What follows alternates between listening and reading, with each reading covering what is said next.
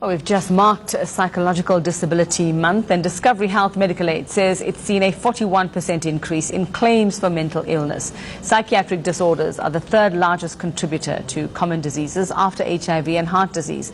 We're joined now by Tarryn Mason, who is the Managing Director at Progression, which offers disability equity solutions. Tarryn, good morning, and thanks for your time this morning. Just looking at the increase in claims that we're seeing being reported by Discovery, are we seeing an increase in the number of cases, or are we seeing more people now coming forward to seek help? Are we seeing more cases, more people suffering, or are we seeing more people who are now willing to come and say, this is what I'm suffering from and this is what I need help for? I think we are experiencing more people suffering than we are more people are willing to disclose. I actually think those numbers are a little bit underreported. They're high, but I think they are potentially higher. When we talk about mental illnesses, are we able to break it down? Are we able to sort of say it's this mental illness, whether it is depression, whether it is something else? Are we able to make that distinction? I think as best as we possibly can. Mental illness is broken down into three different categories. You have your psychiatric, your cognitive, and your neurological. Your psychiatric sit with your emotions like bipolar mood disorder, depression, things like that. Your cognitive are most likely your learning, intellectual disabilities, and then your neurological things are based on your nervous system. What is it, motor neuron disease, those kind of things. So where are we seeing the increase? The increase is mostly on your psychiatric. And that is, I think, when you talk about psychosocial disabilities, you're talking about disabilities that almost a person has gained the disability based on their circumstances, or not necessarily, but circumstances have had an impact of the person and their mental health.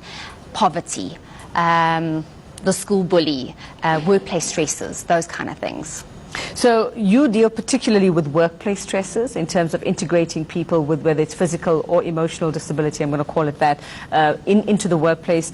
And we've been having the discussion over the past couple of years about the stigma and people not wanting to admit this to their employers and admit that they need help, but they can continue to work. What are the effects that we're seeing of this? What are the effects we're seeing in workplaces and on the individuals themselves? I think the biggest thing is that individuals fear disclosing. There's a lot of stigma attached to mental health. People in general have a perception that mental health has certain negative connotations attached to it. There's fear of the unknown. However, I think it's also a lot of lack of education from the corporate side of not knowing or educating their staff around that everyone is different. Everyone experiences things differently, whether they have a disability or not, and that it is okay.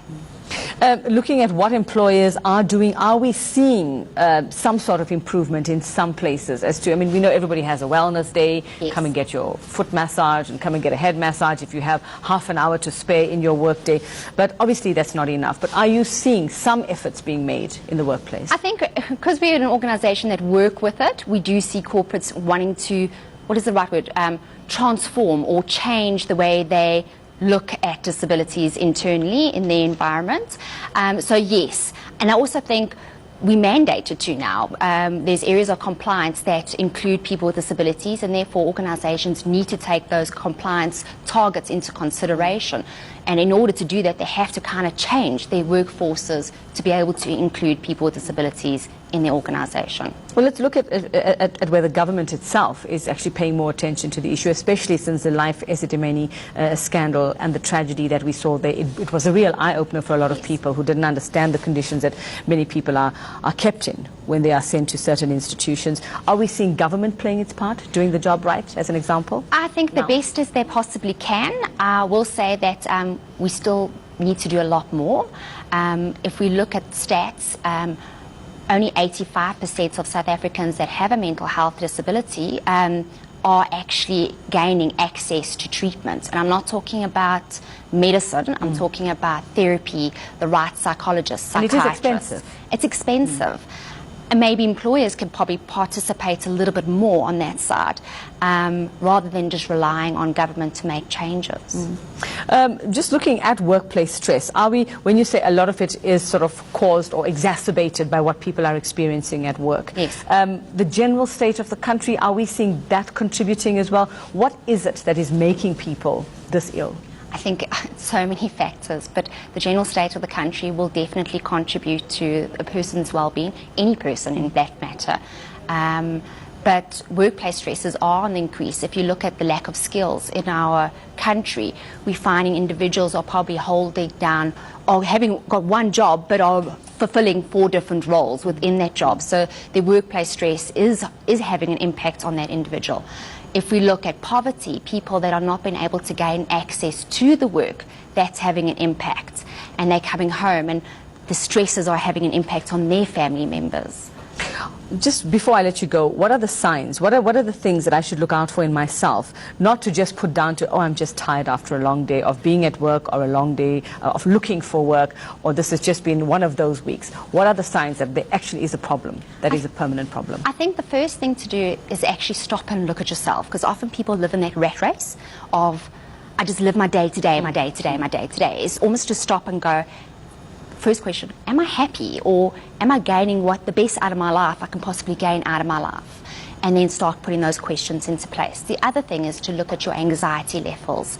Also maybe ask your family around you, are you experiencing changes in me? Because I think that's also important. Sometimes you don't even recognize it yourself, but the people around you recognize those changes and then start taking action. The hard thing is where do you start taking action? But ask for help and ask various people, because a lot of people know and are experiencing the same thing. All right, wonderful. Thanks very much for that insight, Tarryn Mason. She's the Managing Director at Progression.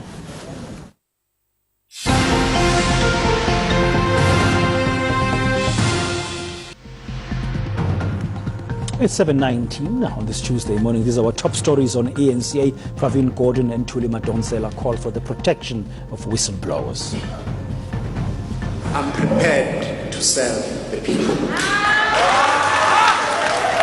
The race for the ANC throne intensifies, with another contender throwing his hat into the ring.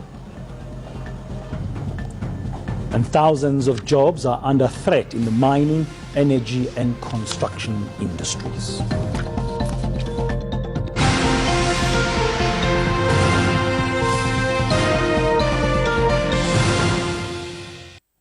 The National Union of